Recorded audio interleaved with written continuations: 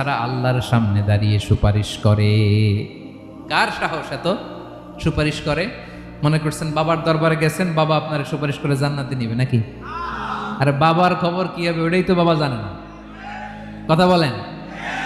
আপনি যে পীরের দরবারে যে সিজদায় পড়ে রইলেন, ওই পীরের অবস্থা কি হবে ওটার কোনো গ্যারান্টি আছে? এই সহজ হিসাবটা বুঝে না। আপনি যেই দরবারে যে মাথা ঘষেন, যেই দরবারে যে সেজদা দেন, যেই দরবারে যে মানত করেন, যেই পীরের পায়ের মধ্যে পড়ে থাকেন, ওই পীরের অবস্থা কি সেটাই তো সে জানে না, ঠিক কিনা? কেউ সুপারিশ করতে পারবে না। তবে হ্যাঁ, আল্লাহ যদি কাউকে দয়া করে অনুমতি দেয় তাহলে করতে পারবে, তাহলে পারবে। সেই কিয়ামতের দিনটা বড্ড ভয়ঙ্কর, কেউ সুপারিশ করার সাহস পাবে না।